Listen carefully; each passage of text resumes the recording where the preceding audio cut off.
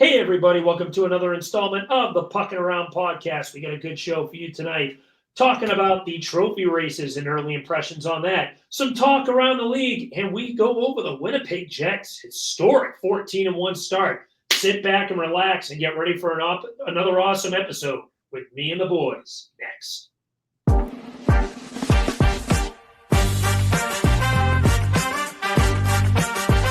Whatever you do, don't expose yourself. All right, do you have the yips? Like, I don't know. Like, this has gone off the rails. I'll give you a round of fisticuffs. I'm a man of the people. I follow the rules. yeah.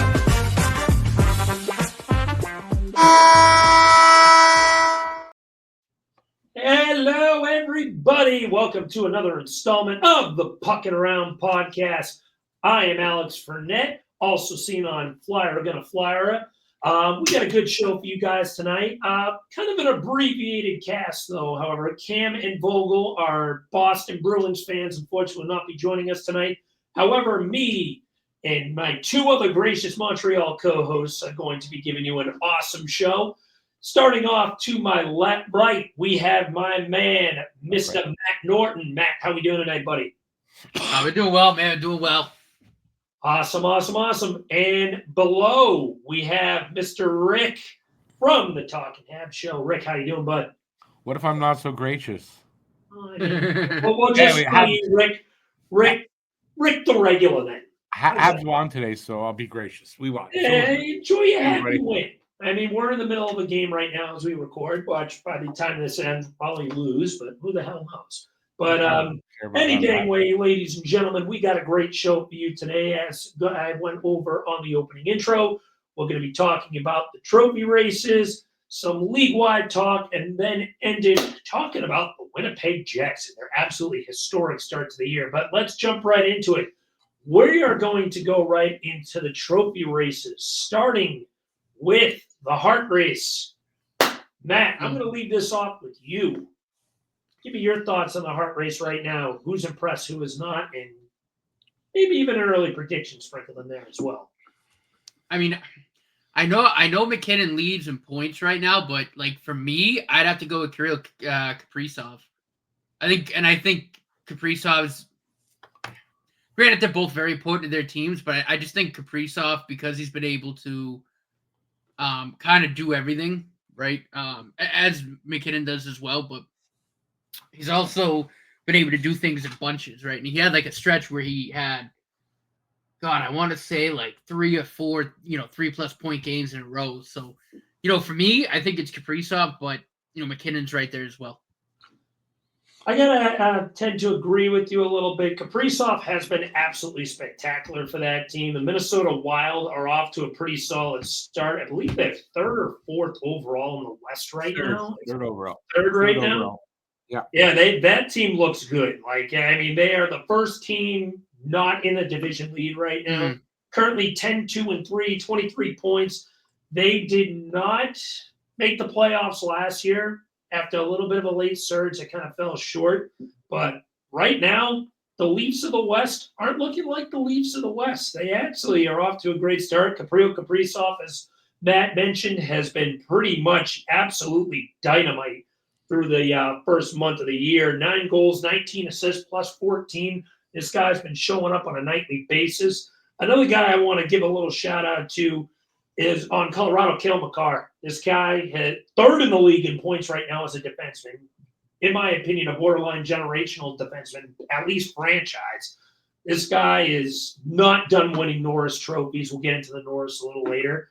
But I think this guy needs a little bit of love right now. 15 games played, 6 goals, 18 assists. He's just been finding ways to create offense for that Colorado Avalanche team that has been struggling to find consistency. Now, if Colorado doesn't make the playoffs, this will kind of be an irrelevant conversation anyway. But my third guy is someone who I personally thought should have won the Hart last year over McKinnon, and that's Nikita Kucherov. This guy was dynamite from the start. He has been carrying that Tampa Bay Lightning team on his back. He has been consistent game in and game out. 11 goals, 12 assists so far, 23 points.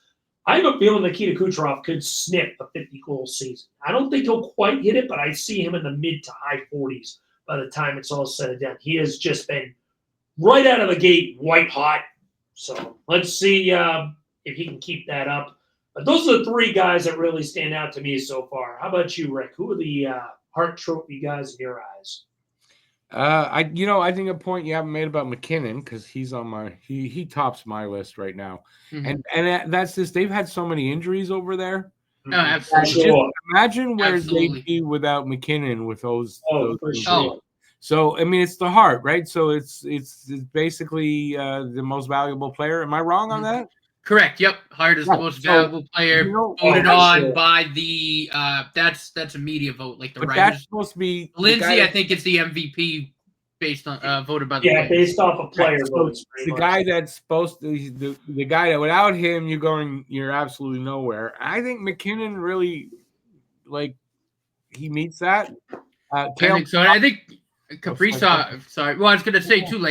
Again with Kaprizov as well, right? You look at the Wild, there are some good players there. They have Boldy. I think Joe Eriksson is still very underrated. But you take Kaprizov off that team, I don't think they are where they are. No, I don't disagree. I put McKinnon ahead because McKinnon's got 7 goals.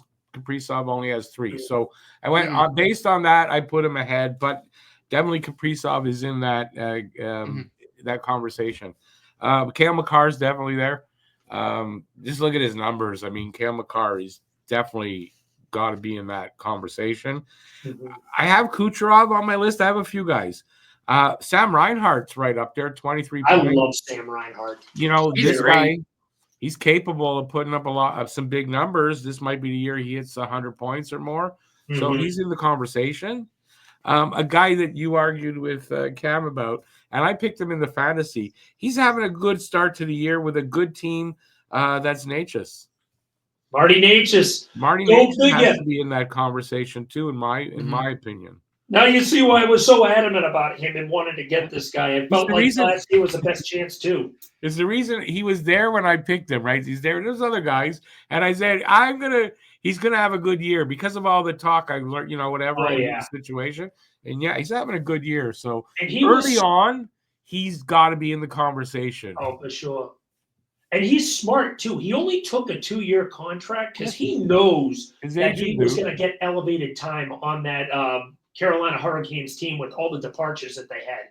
So now that he's getting consistent for sure, top 6 minutes where he belongs, he's even been smuggled in the first line a little bit as well. Now that he's getting the time that he believes he deserved, he is showing it, and he is going to be due for a real payday now. Yeah. When that 2-year contract is up. Now, does he stay in Carolina?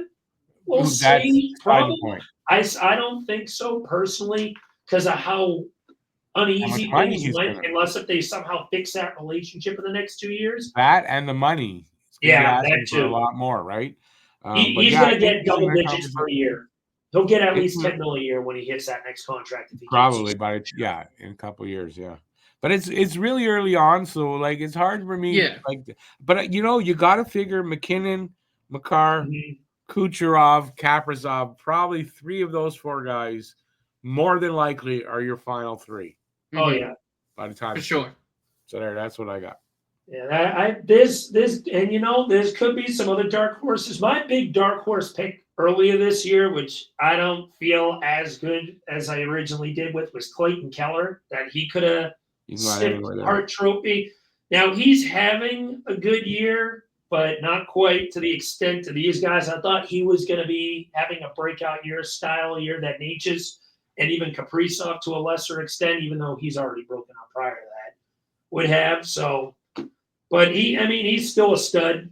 And there's a lot to look forward to, definitely, in Keller's game, but I don't think he's quite there. That was one of my guys I had. But does anyone have anything else to add to the Hart Trophy race before we move on to the next one?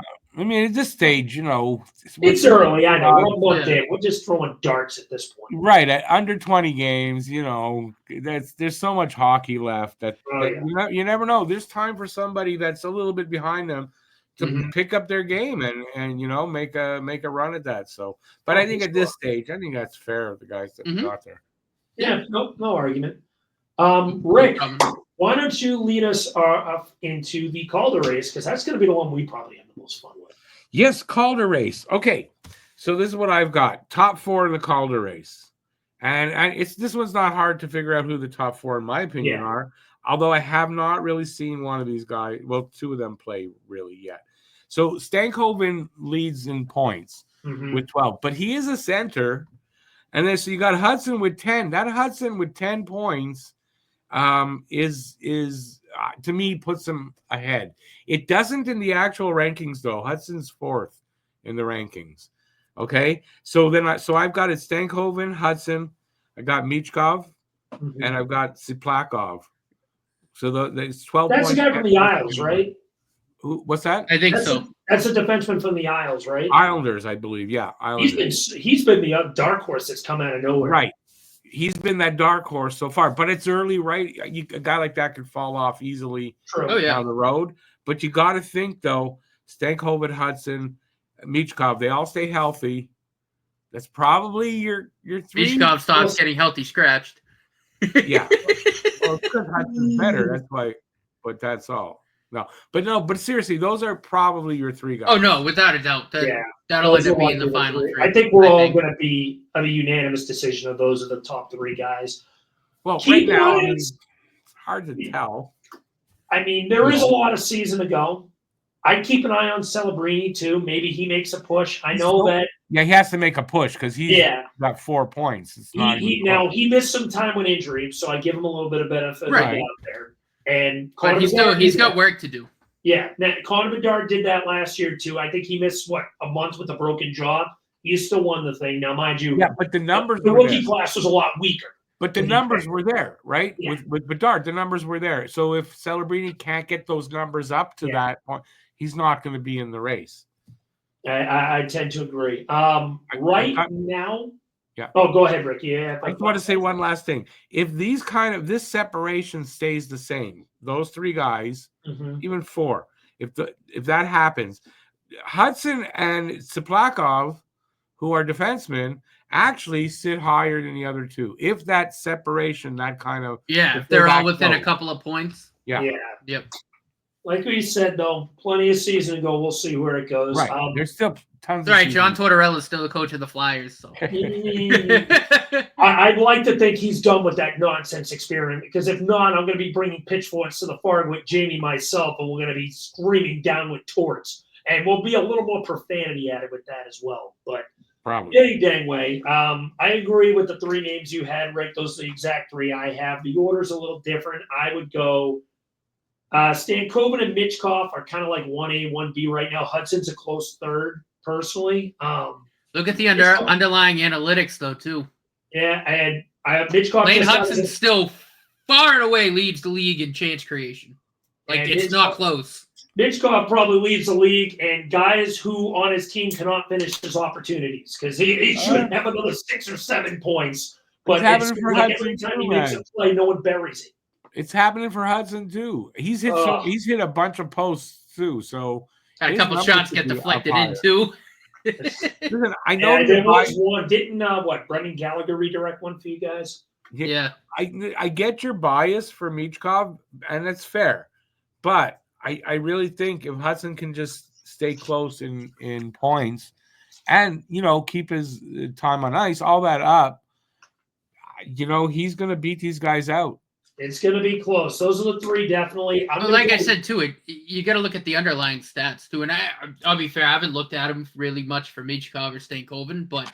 You got to look at it, but you haven't looked at it for the other 2, Mr. Hypocrite. All I know is I saw a chart this time last week, and Lane Hudson wasn't even close. It was far away. He led the defenseman, but he was far and away leading defenseman in alone, creation. all by himself. It wasn't even close. Yeah. And I'm not arguing that. That's what Hudson's game is. You watched him live at that BU Bentley game. His skating is fantastic. He absolutely pantsed Rasmus Dahlin today too. He's fast, but you know what? He doesn't look fast, and then he catches up to guys.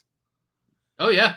I think it's his stride is kind of weird, but he catches up to guys. No, he does. He's got a funny skating stride. He's deceptively fast. My 3 in order right now. I kind of, like I said, I have Stankoven and Michkov, 1A, 1B, Hudson a close 3rd. Stankoven is 12 points right now. Michkov just got his 11th about 10 minutes ago on a primary assist. Hudson is 10. I think Celebrini is going to find his way into this race as long as he stays healthy. I know we're only a month in. He'll get his surge. I know San Jose is full of ineptitude, but he will get his way into this race and make this a 4-way race. But does he get it? Does the injury hold him back because of how strong this year's Calder race is? Possibly. Can we all just say one thing? Cutter Gauthier. How you doing, buddy? You still don't have any goals. I got him somewhere here. I think he's somewhere at like 40-12 right now. I've got him on my sheet for you here, so you'll see. He's at somewhere between 47 and 48. I don't know what he's. He's like 8th or something on the list of. Yeah, I know. 5 points. He's got 5 points. I think he's got 5 assists. He still hasn't scored, which is what he's known for, as being a sniper. And of course, he's turning into Owen Tippett. He misses the net like he's got fucking tuberculosis. I know, and I got Owen Tippett in fantasy. Thanks for Suitable Elias on Twitter. At least you don't have Charlie McAvoy, David Pasternak. Suitable Elias on Twitter. One of my favorite Flyers followers calls him the plexiglass Punisher. I love that name, and that's exactly now what I'm calling Cutter Gauthier. It's the plexiglass Punisher 2.0. Right, he hits the glass. He misses the net a lot. He's a rookie. I mean, that can happen. But I know, I get your dislike. Don't worry. Oh, and before we move on to Nordy's picks, I just want to throw this out. This is completely off topic, but the Dallas Stars beating the Pittsburgh Penguins 6-0 after the first period. It's funny to me. I just wanted to mention that. Well, Dallas is a good team. Pittsburgh is old. Yeah, that is both are accurate. But the floor is yours, Mr. Nord. Let me hear your 3. In order. I'm right there with Rick. Stankoven, Hudson, Michkov. Again, for the same reasons we kind of discussed. I do think, again, this is just for right now, but the fact that Michkov's the only one of those 3 that's been healthy scratched doesn't help his case right now. Again, probably won't matter by season's end, but I do have to take that into consideration a little bit. He got a primary assist, you said, tonight after sitting 2 games. Flyers are up 2-0 against San Jose. After sitting 2 games, getting that's a good sign. No, it is. It was power play goal, but still primary. Doesn't matter. I mean, okay, but he's gonna do well on the power play his whole career. Oh, absolutely. No doubt there. This is one thing I bring in a Michkov for a little bit of an argument. The last 3 years, the Flyers are like dead last. Each of the last 3 years in the power play, they find themselves in the middle of the pack right now. They've only made one massive change with the power play, and we know who it is. So, there's no doubt. I mean, that's definitely a big thing. It is, but most of the game is played 5-on-5. So, but you know what? He's a rookie, and so he has to adjust a little bit there. It'll take time. I think it's not the end of the world. Well, like I said, it's got to be those 3 at the end of the year. Yeah. I agree. But I do agree with Rick. If they're all within a point of each other, or 2, somewhere around there, it's going to be really hard not to give it to Lane Hudson. It really is. Forwards have to be 5 points or more ahead of him. Or the only thing I could say to hold Hudson back there is if the majority of his points are secondary assists, which I don't know what his assists circulation is right now. I don't want to speak for him. There's like 8 of them are primary. I think he only has like. No, I think it's the other way. I think it's actually the other way. He has 8 secondary assists. I don't know the number, but I think he's got more secondary than primary. I'm gonna have to look into that. I think it's either dead even or he might have a few more primaries. Okay, I look at it this way. He's a rookie, right? And he's a smaller kind of guy. For even if they're secondary, it's the amount. If they're in volume, that means he's involved in the play. He's in the mix. He's making things happen. I don't take anything from that. Well, again, away from that. Leading the league in chance creation and defenseman. Right. He's going to get a lot of both, right? Like, you know what I mean? So at the end of the day, an assist is an assist. But the fact that he creates so much, he's going to get a lot of both. I will say one thing, that this held Claude Giroux back in the 2018 Hart Trophy voting, and it pissed me the F off. So I'm actually kind of with you on this take that they should take any assist into perspective. Otherwise, I'd be calling myself a hypocrite. Claude Giroux had probably about 60% of his assists were secondary assists during the 2017-18 season, when he was second in the league in points and led every playoff performer in points when he carried the 2018 Flyers to the playoffs, and he wasn't even considered a Hart Trophy finalist, which was nonsense. It's the volume. Even if a guy gets 100 assists a year, which is great, but if they're all secondary, it's still great. That's I agree with you in that perspective. So I personally think that Hudson and Stankoven are going to distance themselves a little bit, probably by about 15 points when this is all said and done. But we'll come to that then. We're only a month in, but it's just the shit. I was just kind of a little mini rant that you brought up when it came to Lane Hudson. That kind of reminded me of that from 2018. That these voters could take into perspective when it comes to the secondary assist factor, because they did that in a Hart Trophy race prior. I get it. But yeah, let's move on to the Norris Trophy race. Rick, let me let you lead this one off. Did Matt get to lead one off? Oh, you know what? That's a good point. Matt, you lead this one off. Let's hear the Or did you? Somebody didn't. I led one off. Oh, no, I'll do it. I'm going to be short and simple. Cale Makar. Let's be real. Yeah, he's definitely one. I don't think we got to have a three.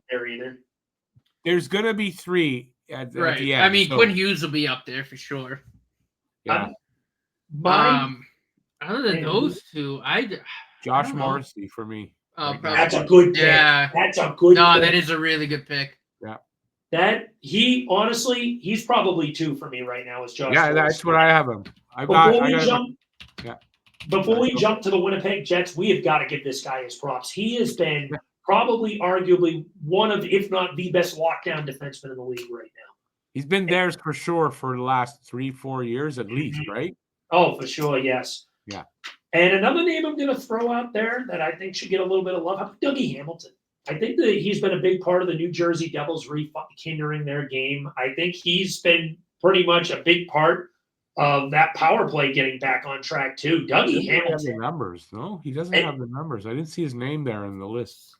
I think he's got about 15 points. Don't quote me on that. I might be wrong. It's not bad. He's just back. He's just a little behind the leaders. Yeah, but his defensive game has picked up quite a bit, I believe, as well. He's a great defenseman, Dougie Hamilton. Oh, for sure. There's no doubt.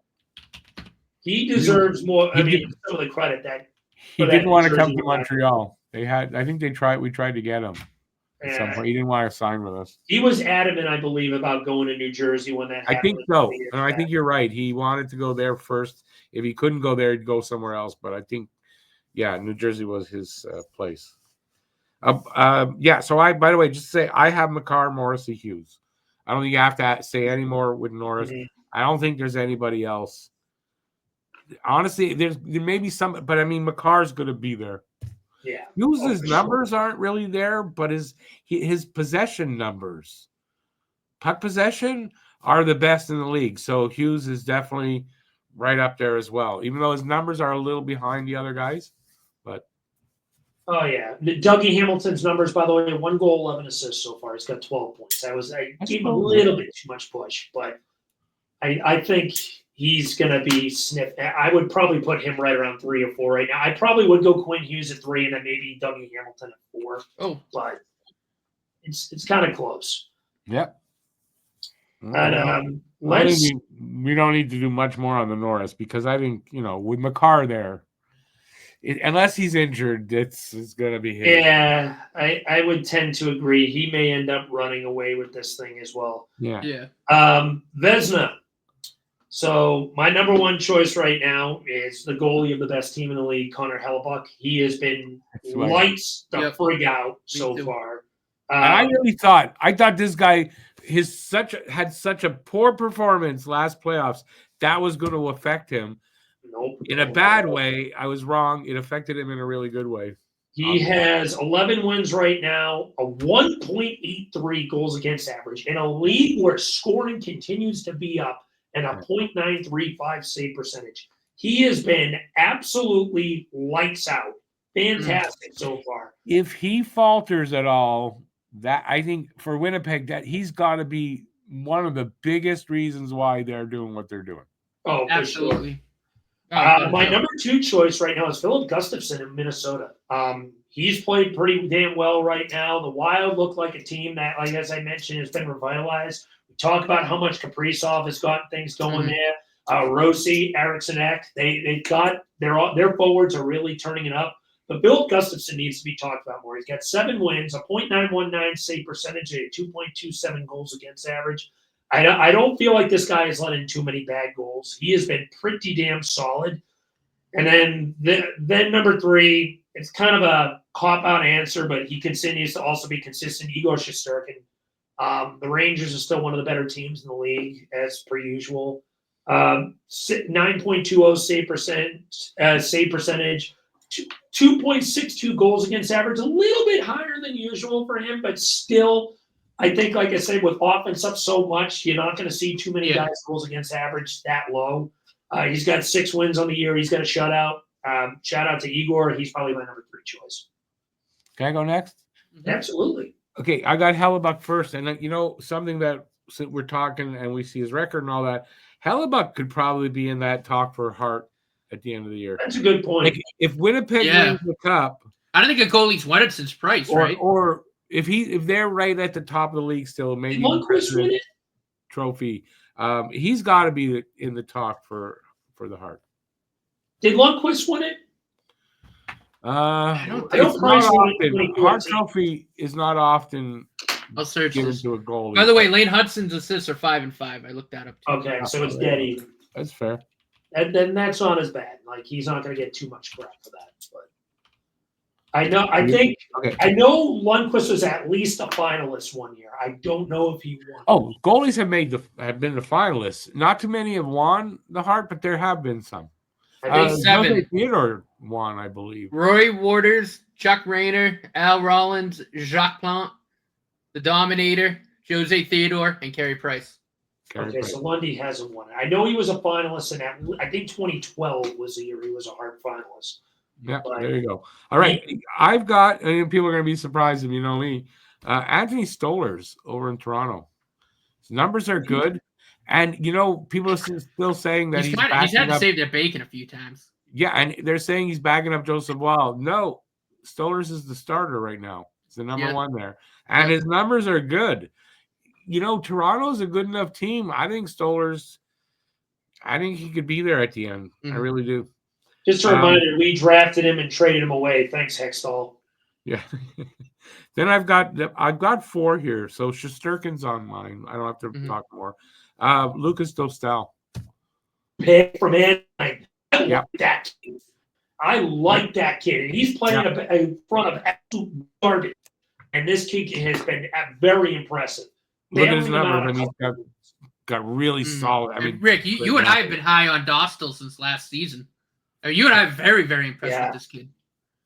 Yeah, Dostal. Yeah, I was wrong on him when we brought up goalies in that division earlier on. He's a stud. Yeah, we were on that. I know me and Matt were on that. Yeah, no, I think he's going to be a great goalie for years to come. I really do. Yep. Very, very impressed with him. And I again, like I said, Rick and I even last year talked about him a lot.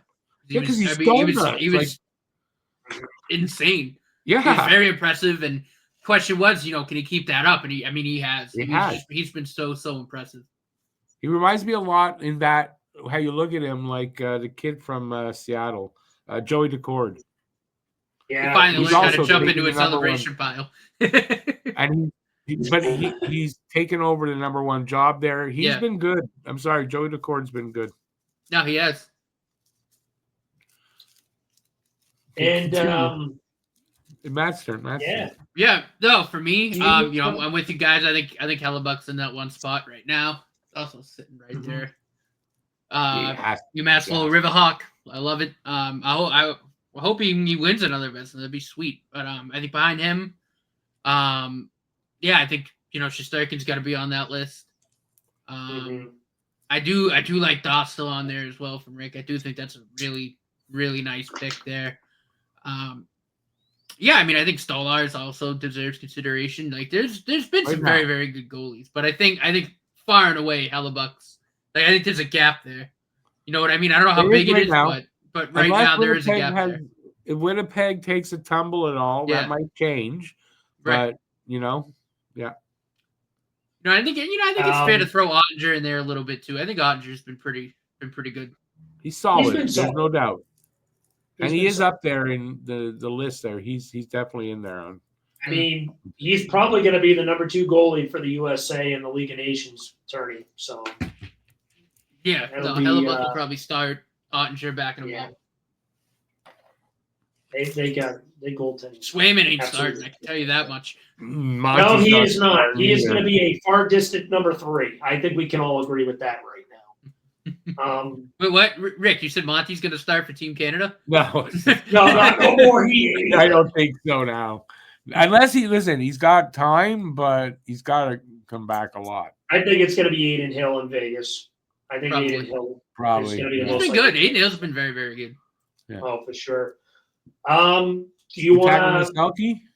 Yeah, I was going to say, are we going to jump on the Selke? Do you think it's a little? You guys got to go. I got nobody because I don't know who's really. Selke's hard to judge. For me, you can really only go off. Again, it's one of those like the Richard too, where it's really kind of based on stats, right? And you kind of look at who's the forward that's got the best plus minus, right? You got your that's really of the world. You got your Anze Kopitars of the world. True. Okay, those are names. Yeah. Kaprizov's actually up there right now. He's second, tied for it's tied so for hard first. To tell. But it is, and especially with 4, those numbers can, you have a bad game, well, all of a sudden you're back down in the shitter. You know what I mean? So unless you guys got, but no, your Kopitars will be up there. I mean, maybe Coots. I don't know. He's been better this year. I don't know. Probably not though. Yeah, do you guys have anybody? Reinhardt, maybe. I don't know. But yeah, the Austin Matthews.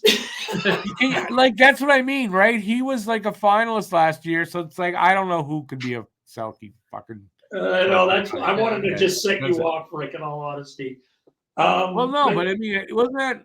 Reinhardt's actually, I don't think a bad shout. Right now, the top 3 forwards and plus minus are Kaprizov, Reinhardt, and Adam Lowry. I honestly think Reinhardt. I don't think is a bad shout. I don't. I think Reinhardt's one of those kind of do it all players. I really do. I don't disagree with that. I would definitely agree with that.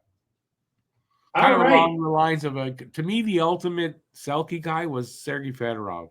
Oh yeah, for sure. Right? His Red Wing days. So many years. And Bob Gainey.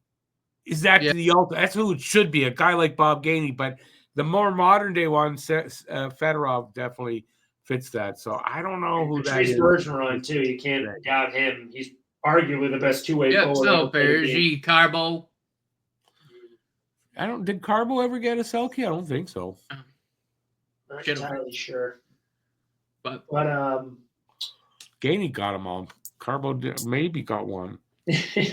Or 2, but Carbo is still that type of player, though. Oh yeah, definitely guys like that. But that was back then. Today, you got to score more than them. So it's a different game. So I don't know. No, absolutely. Who qualifies there? That's why. So let's move on. Let's move on to some league talk. Oh, you want to go? Sure, why not? Hey, whoa, wait. I introduced the next one, but did you have something? Listen, Mr. The Richard. The Richard. Okay, so we're done with the Selke? Okay, we're gonna do the Richard. Okay. So we're gonna talk. We're gonna get to where we're at. Whoa! The Richard Trophy. What? All right, jump over.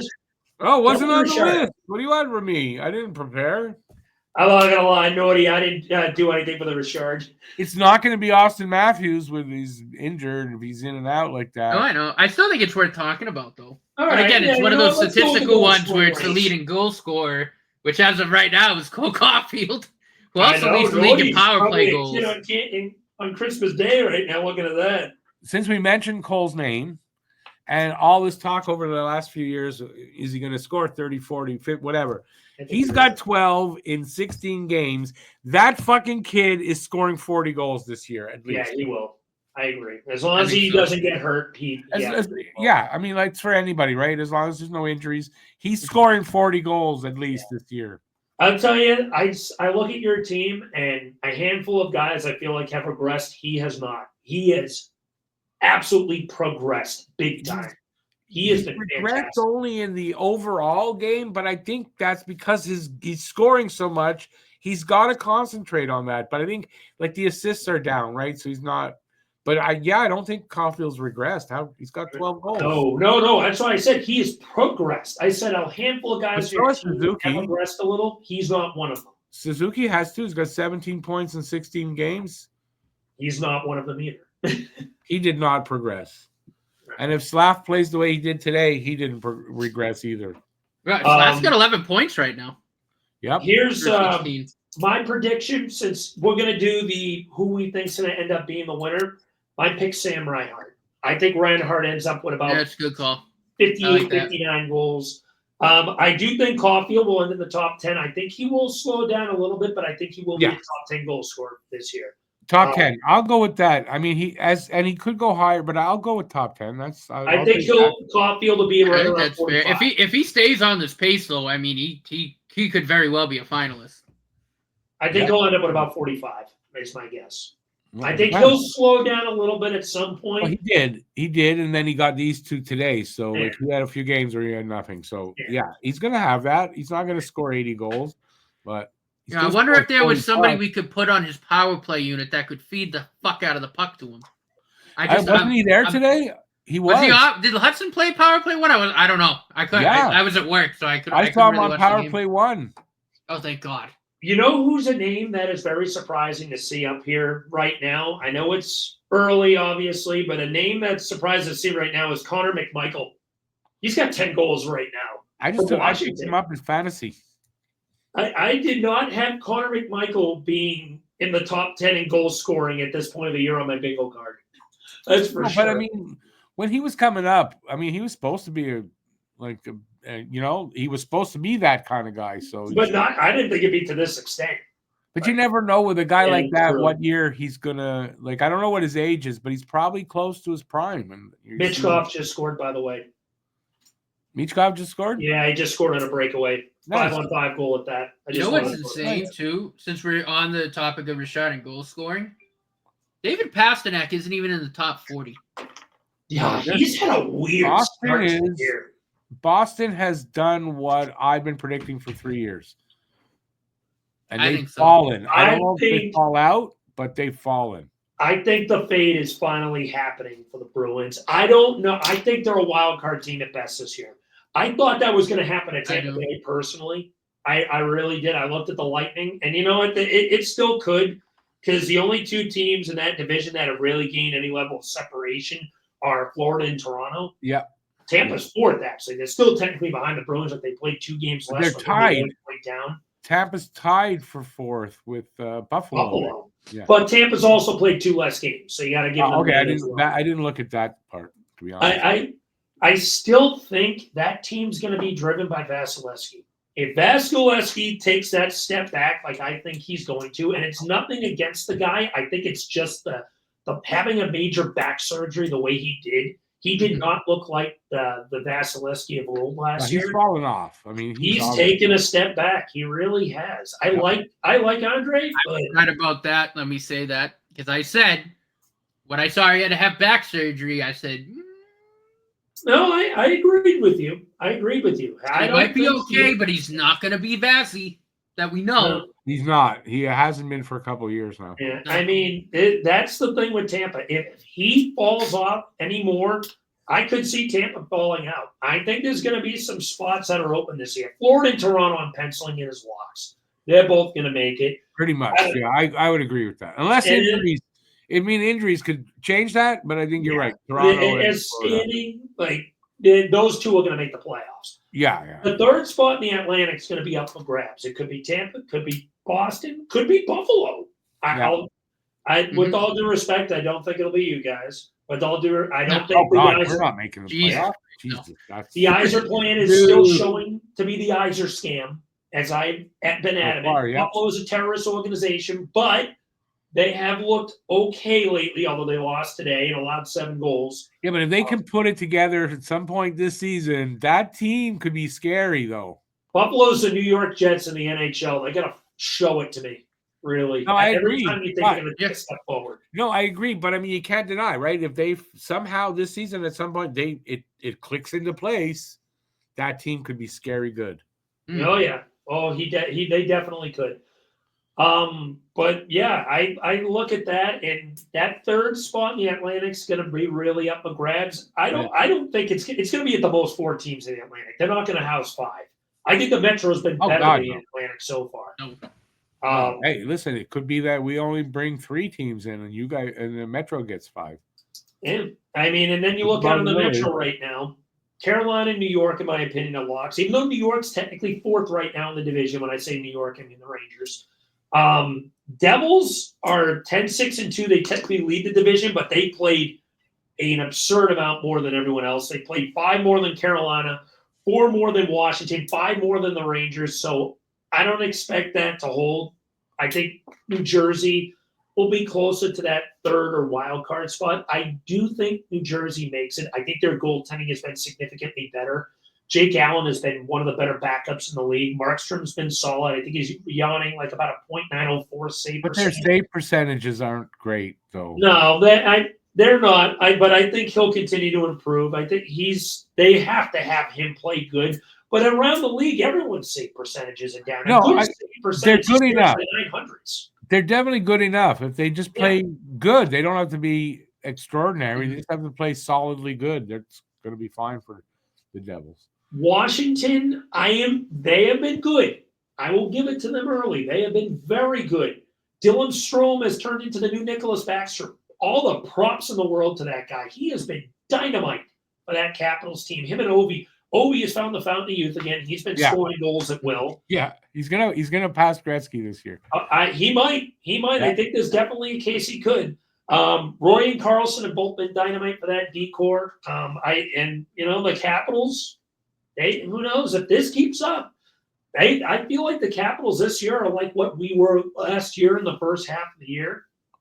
I think actually better than we were in the first half of the year. I do still believe the Caps will fade to some point and be more in the wild race. They shocked me. Remember 2 years ago, Vancouver? It was like, are they? That was last year. Was it last year? They're gonna fall out. Are they for real? I think Washington might be that team this year. They could. They really could. But there's so much. I need to wait. They need to do this for the minimum of at least another 5 or 6 weeks before I really start getting on. I agree. But I was thinking they're still there. Like, I can't believe it. So yeah. And they got a little bit of a gap on that 5 through 8 spot. They got 20 points. Rangers got 19, and then after that, you got a bit of a gap. The Isles are 6-6-3 with 15 points. They're not scoring goals, and they continue to lose games in overtime. They already got 3 OTLs. That'll keep going up. Pittsburgh, 16 games, 6-8-2. They're down 6-0 to the Sharks. To the Stars as we speak. So I'm just gonna pencil in a loss. They'll be 6-9-2 when that's all said and done. And then Columbus and Philly both have 12 points. So we'll see there. I don't know if either of those. I doubt either of those teams make much of a push. I got to say, with Columbus, they had a nice little start to the year. They're fading back now. But a part of me, for the heart of Johnny Gaudreau, is rooting for that team to make a playoff push. That would be so good for hockey. But to see it. It's so unlikely. It's unlikely. No, I agree. But I would love to see Columbus make a push this year. They got the boost from the emotions and all that. But, that wasn't going to last all year. Yeah, no, I know. It was more of a blast out of the gates those first couple of years. And now the talent reality is kind of setting in. That team's still got a few more years of being bad. Yeah, it has to set in. How long can that sustain them? Nordy, how about you? What's your take on the Metro race right now? Look, I think the Rangers will end up winning the division. I just think they're a more complete team than New Jersey. Jersey should make the playoffs, though. I do think they're an improved team from last year. They got 5 games in hand. They're going. They're gonna fade when the game's in hand. No, without a doubt. They're gonna catch that somehow. And the Hurricanes are playing good hockey right now. That's incredible with them. They just keep finding ways to win, even with all the talent that they've lost this year. They've lost. You lost 2 of your best defensemen in Shea and Pesce. Those are big losses. Obviously, Getzel's gone. That's a big loss. One of their goalies is hurt again. I believe it. I'm blanking. One of their goalies is hurt. I'm blanking. I think it's Anderson, no? Yeah, Freddie Anderson's hurt again. I've got Koch, whatever his name is. I've got him, and he's not injured.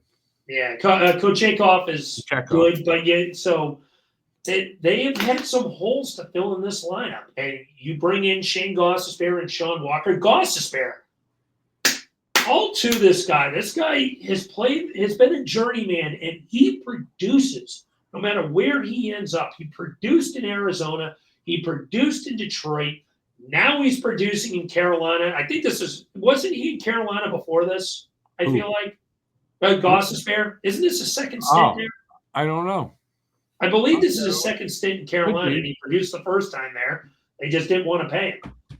This dude deserves a long-term contract. Shane Gostisbehere has to be one of the most unfair treated defensemen in the league because he just plays good and is a good power play quarterback no matter where he goes.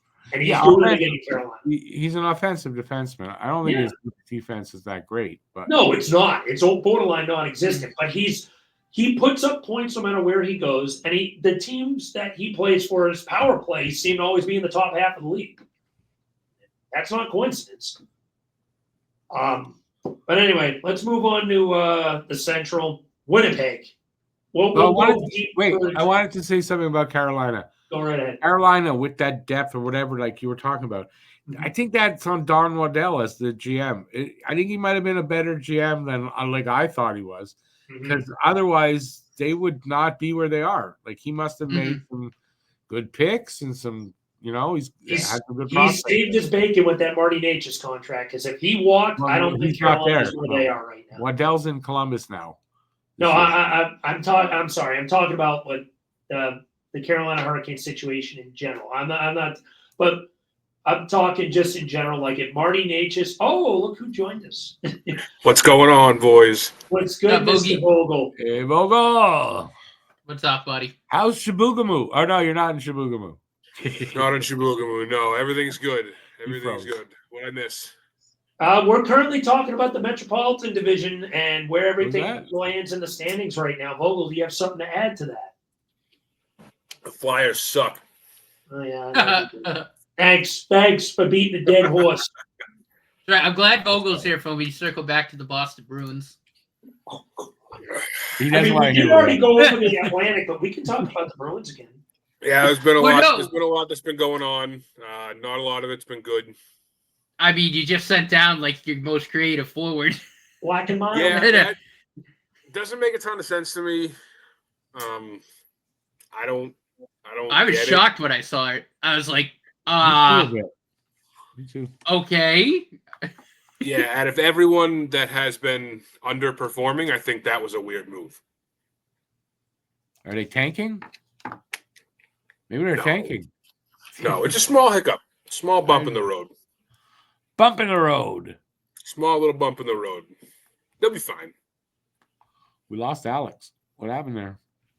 I mean, I still think they'll be in a playoff hunt, but they're going to be battling for that third spot.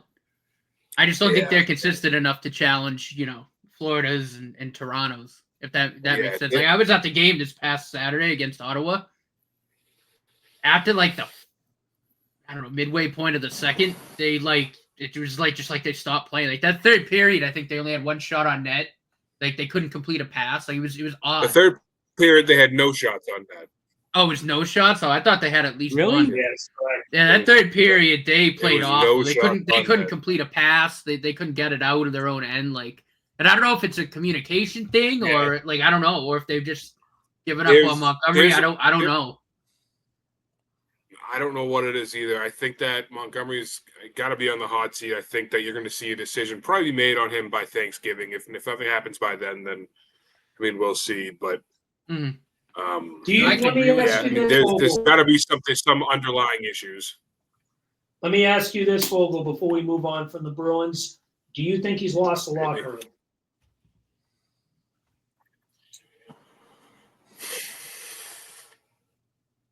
I want to say yes, but I don't know. I don't know. A lot of the shit that he's been pulling it's been happening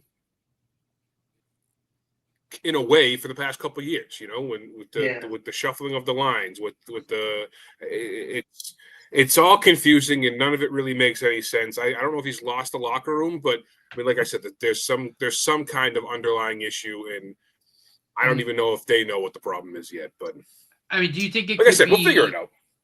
Do you think it could be a captain thing? Because I have seen Brad Marchand's name floated as a possible trade piece, mostly because of his age. But I mean, do you think it might be a leadership thing?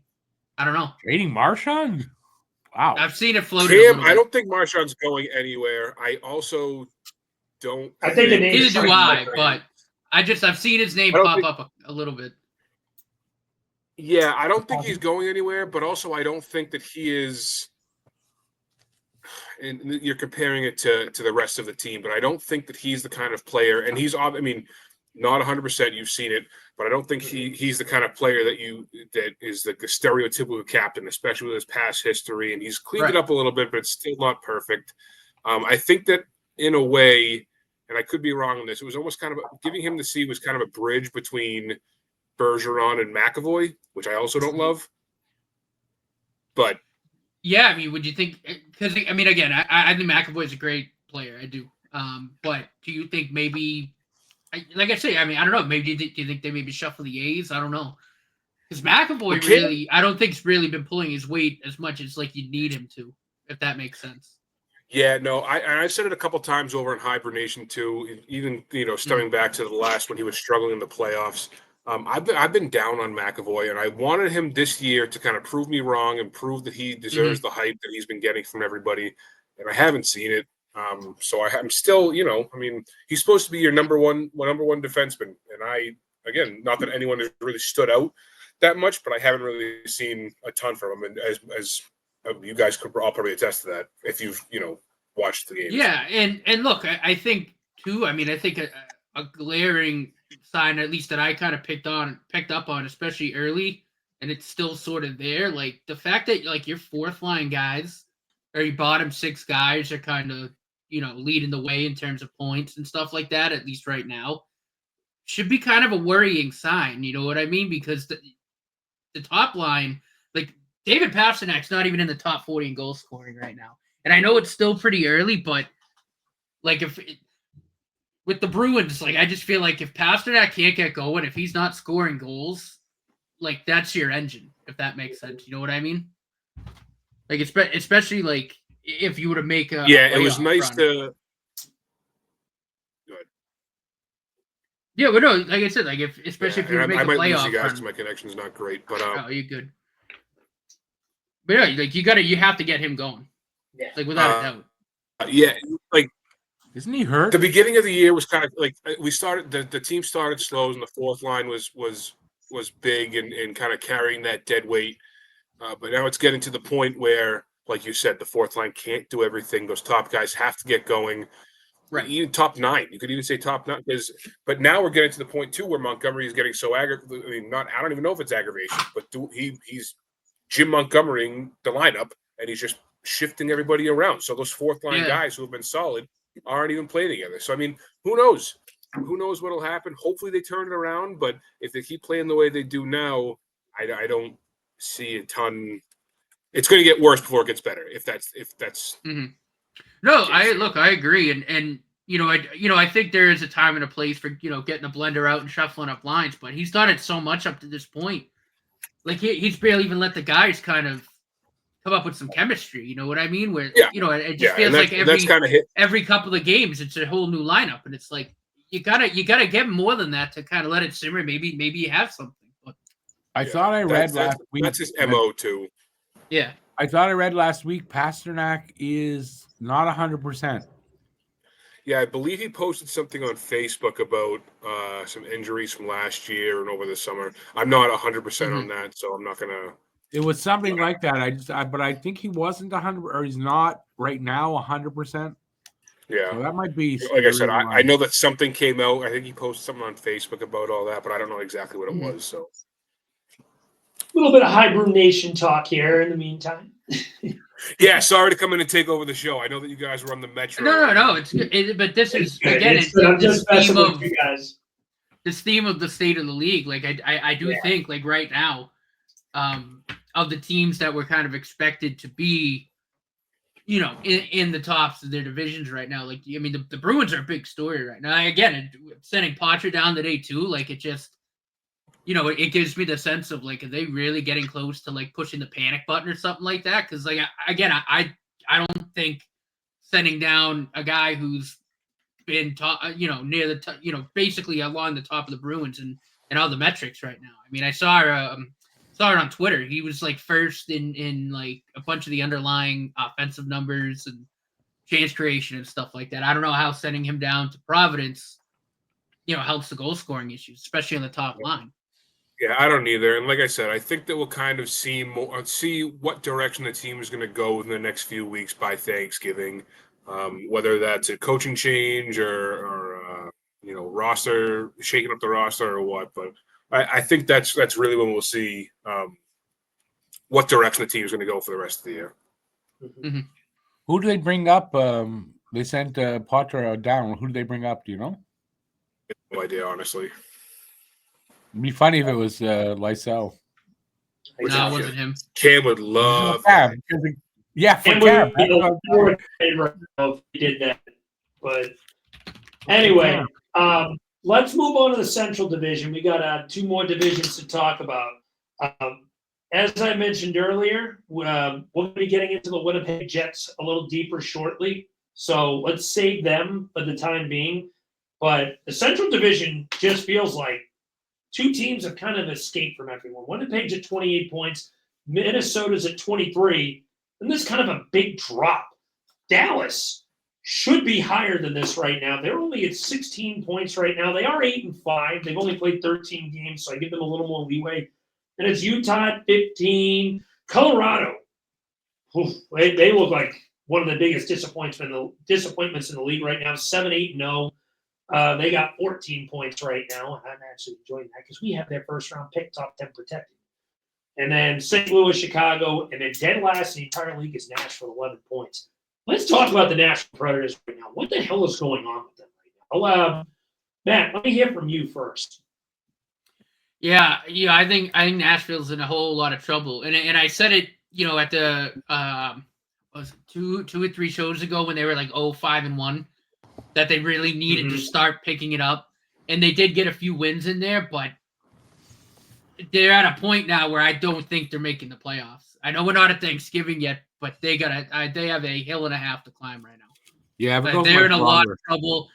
I don't want to say Barry Trotz is on the hot seat, but I think if they finish near the bottom of the league, there's going to be a lot of questions asked in Nashville, because I think we all expected them to be, a contender this year. I think Cam even had them in the Cup final. Yep. Like I said, I don't think they make the playoffs right now. They're in way too much of a hole. I'm not ready to say that they can't make the playoffs in general. But second wild card right now is only 15 points in the West. So, I mean, mind you, they got to pass a bunch of teams. But I think it's a little too early for that. Anyone can get hot at any time. Remember how bad Edmonton started last year? Didn't they start 3-9-1 or something like that? It was something like atrocious.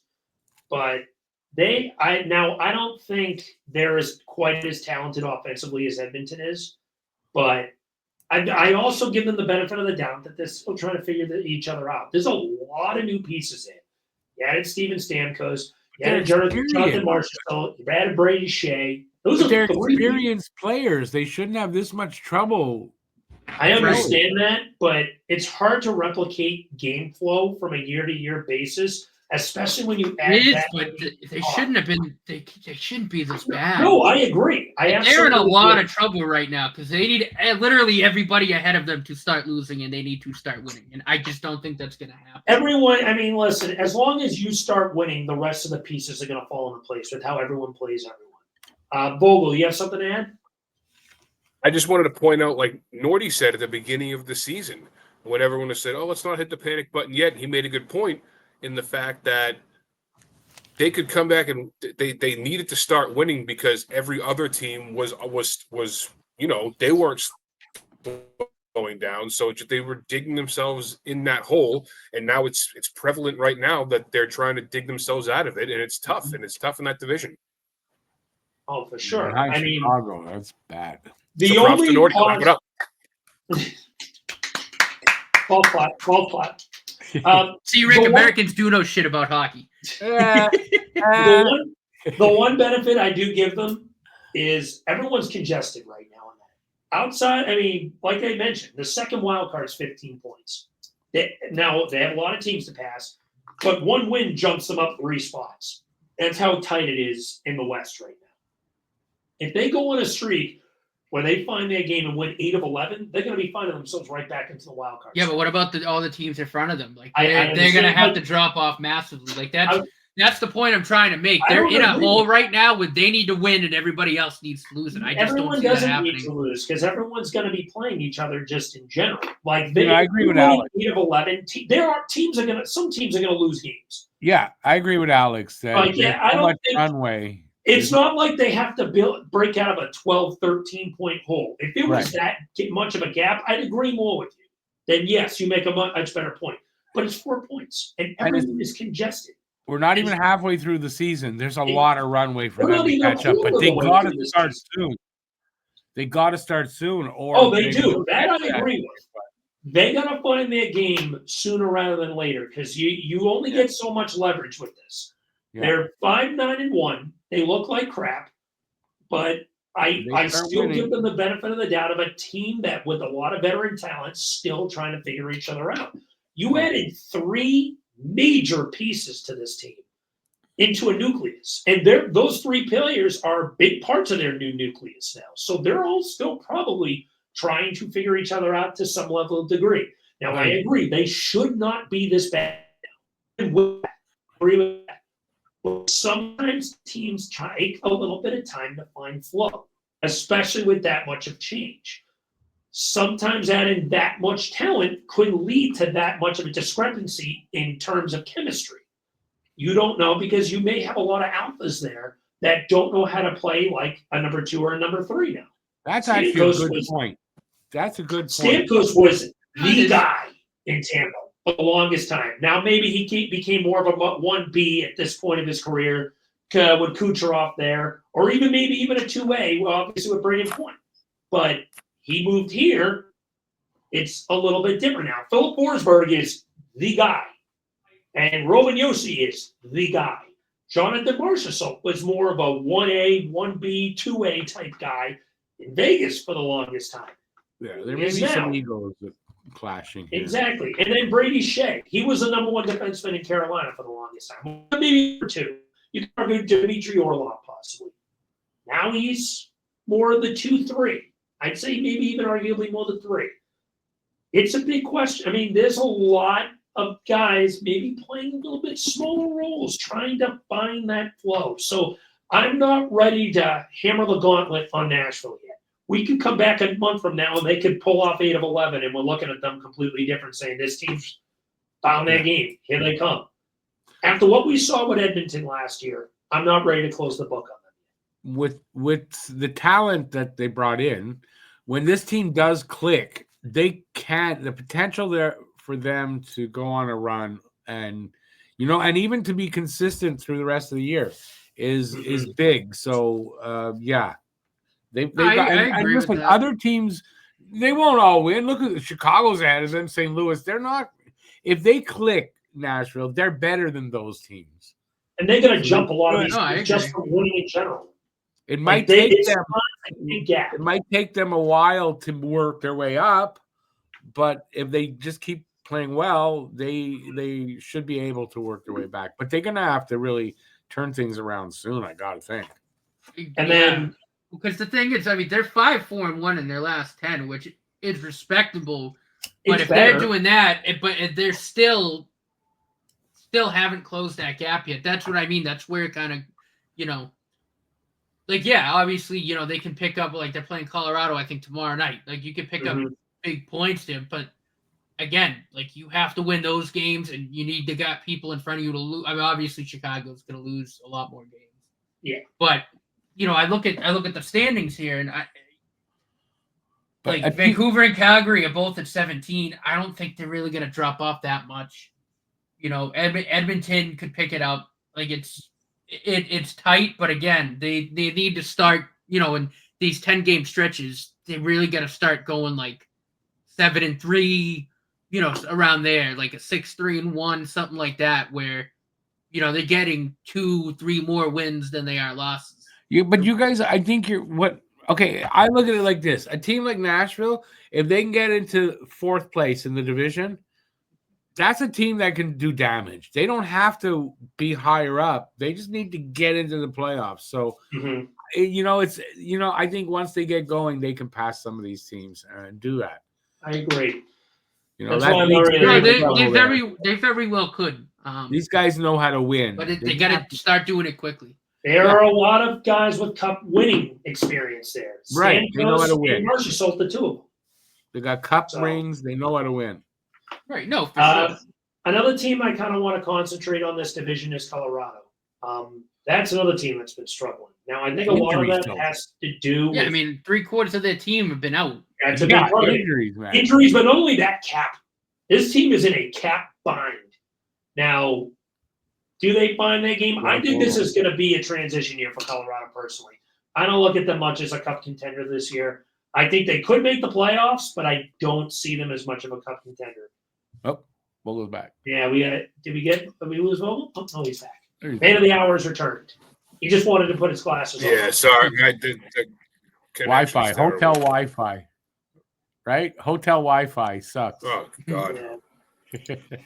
Hotel Wi-Fi. Yeah. That'll do it. So for those watching on YouTube, if I'm breaking up or if I'm delaying, it's not my fault.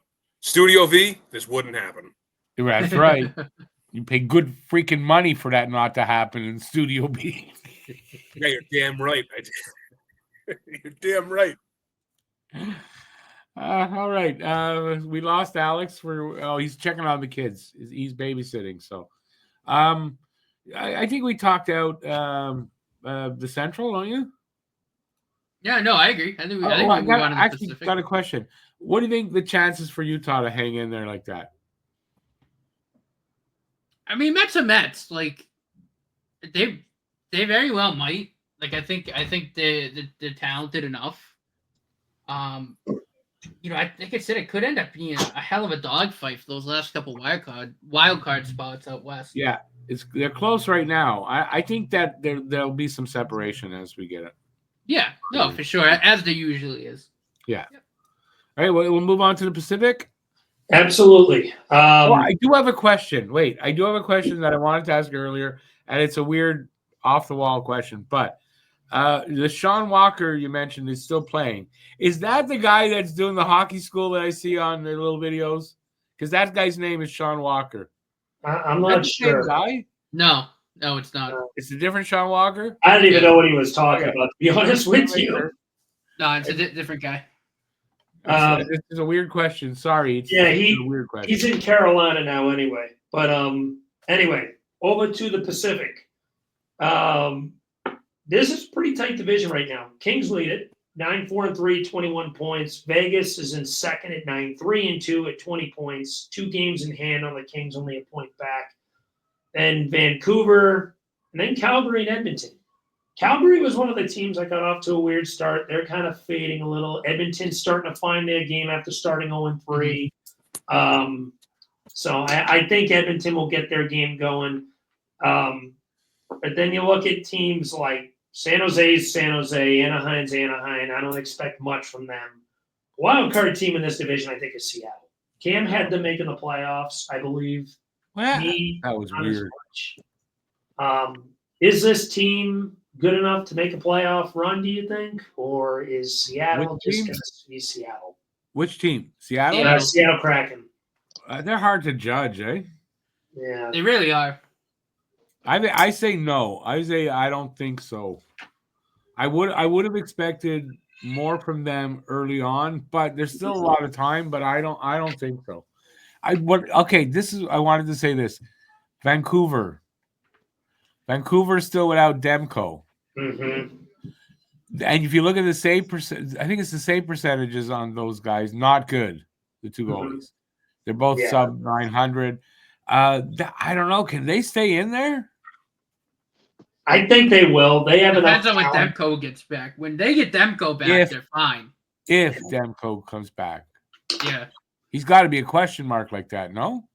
I think he'll come back. I'm not overly concerned. Okay, personally. so he comes back. Will he be Demko or will he be a lesser version of Demko? See, that's the question. Right? I don't know. I think Vancouver in there, I don't know. But, yeah, I think everything else in the Pacific pretty much the status quo. The Kings in Vegas, I think we all know, are going to be in the playoffs. Oh, yeah. Battling for it, bare Did minimum. they ever benefit from getting rid of Peel? Edmonton will find their way in. There's too much talent on that team. It's really going to be how many wild card spots is the Pacific really going to give up? Is it going to be 0, 1, or 2? Right now, they got 2. I do think Calgary fades. I think Seattle makes a little bit more of a run. I think the key Calgary team, can't stay there. Yeah. Calgary's not staying there. Yeah, I don't think so either. I think realistically they're going to have at least 4 because I think Vancouver is good enough to make it. Seattle's the real wild card here, personally, because I know Anaheim sucks. I know San Jose is still in a heavy rebuild, so we'll see. But those right now, I think you got your 4 definites, and then I don't know there's what one question mark.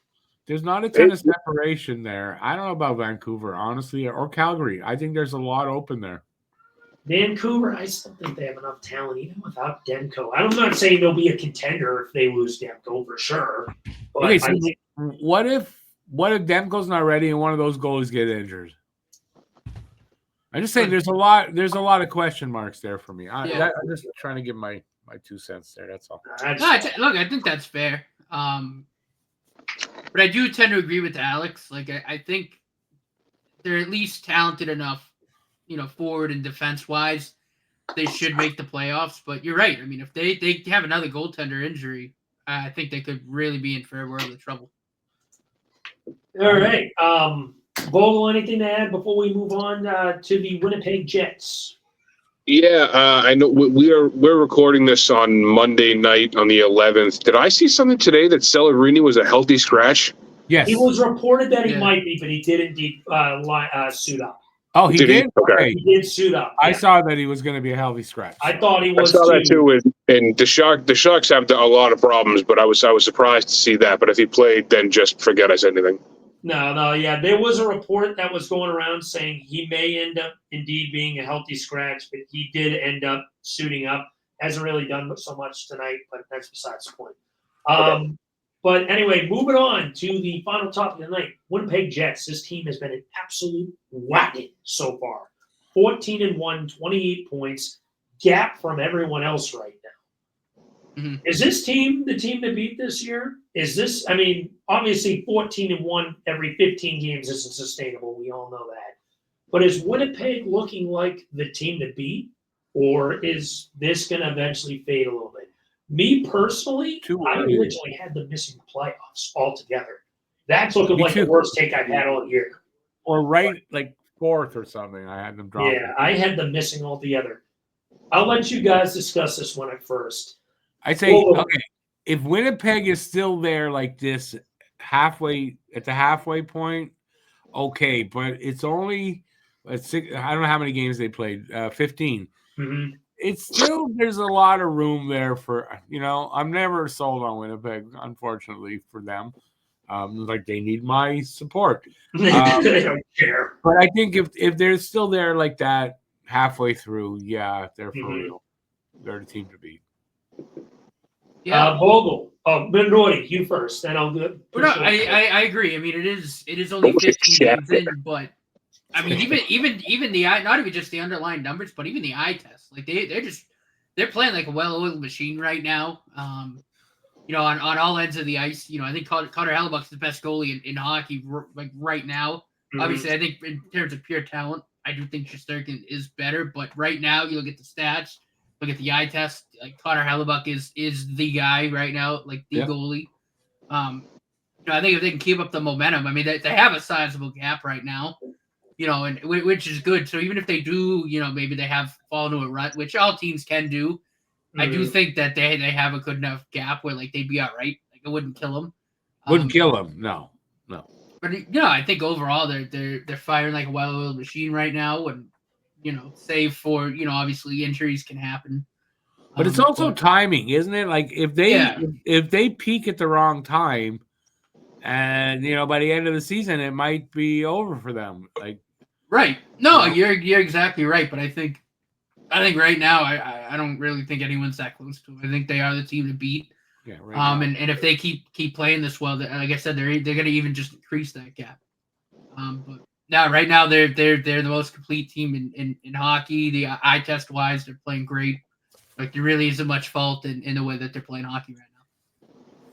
Vogel. I gotta be honest, there's not too much to add after that. Like, I'm kind of in the same boat as Rick. Like, at the beginning of the year, I didn't think too much of Winnipeg. I'm not going to say I'm never sold on them, but I mean, again, to Nordy's, but they're firing on all cylinders right now. They've been playing unbelievable. Mm-hmm. So right now, they are the team to beat. Can they sustain it? I don't think so, but I'm sure they would like to prove everybody wrong and show they can. It's tough. The way they're playing now and winning like that, that's tough to sustain. So you got to there's going to be some drop off. Oh, yeah. But I mean, they got oodles of talent there, too, like I said. I mean, I touched on Hellebuck. I think Josh Mortz, he's one of the best defensemen in hockey right now. Oh, for sure. No doubt. You know, guys like Ehlers, Scheifele, as much as I despise him for trying to murder Jake Evans. Yeah, Kyle Connor. Like, there's a lot of really good talent on that team. There is. Yeah, I mean, the thing with Winnipeg is I just feel like they have been scoring at an insane rate. You know, I think I heard this on Saturday. I was listening to the AT&T hockey show here in Boston.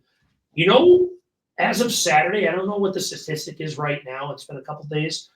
They were averaging 4.5 goals a game. That's insane. That is world beater level. Now, that's not sustainable for a right. 15 games in, you can kind of, but if they're doing that 40 games in, that's different. But I 15 games in, teams can have those numbers. No, I absolutely agree. But over this span, their offensive numbers have been off the charts. I do expect them to come back to earth a little bit. This is unsustainable. But I'm looking at it right now. Their goal differential right now is 36. That's insane. Over 15 games. No, it's not even close to any other team in the league right now. They're averaging a win by over 2 goals every game. Yeah. But the one thing that's crazy to me the most is just how much they have so many guys putting up points for this team. Scheifele, Ehlers, Connor. There's just been studs all over this lineup that are just being productive left and right. They have the best goalie in the league at this moment. And their decor, they have an elite number 1 defenseman in Josh Morrissey. That team is just played like a well-oiled machine. They're on pace right now about 370 goals. That's not going to last, but I could see them being like the 320 range. I don't think that's out of the realm of impossibilities. That's about averaging almost 4 goals a game. And the way scoring has been up, I could see that. A hockey season, even for a good team, is a bit of a roller coaster, right? There's ups and downs. They're going to have a down. And it just, how bad of a down is it? If they can control that, they're good. But it's too early to tell for me. But like Vogel said, right now, they're the team to beat, without a doubt. Mm-hmm. All right. Sorry to cut you off. I'm sorry. Never mind. I was going to give you a stat, but it was a wrong stat. So, in today's episode of hosts not paying attention. I'm just kidding. But anyway, does anyone have anything else to add before we wrap things up? Oh, we're at the end already? We are at the end. I feel like I just got here. You did. Well, you've been here for a good half hour. You got to hang out with our good buddy for at least almost half the show. You have been here for a half hour. It's hot. Don't mind my hat here. Who's taking us out? Nordy, final thoughts. Oh, yeah, final thoughts. I'd like to thank everybody for listening to us. I think we all had fun tonight on the show. Great conversation. And, let us know what you think down in the comments below. Send us some emails. Link down below again. And, we had a lot of fun, guys. I hope you guys had fun. And see you next week. Ciao, everyone. Oh, that was final thoughts. Okay. That was Sam's final thoughts. I thought it was final thoughts, but he just signed right off. He signed right. That's what I'm saying. I'm confused. I'm confused. My head hurts. Let me give us the real final thoughts. All right. With that being said, ladies and gentlemen, thank you so much for tuning in tonight. We had a fantastic week listening, watching you guys talking about hockey. Leave a comment, comment, subscribe. Recommend this to one friend or two friends or 50 or 100. Anything makes us happy.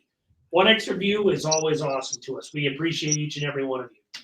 But with that being said, thank you all for tuning in. Another awesome episode of the Pucking Around podcast. Everyone, have a great week. Take care. Love you guys. I've got a correction to make, just in case anybody got worried. We have not been watching you.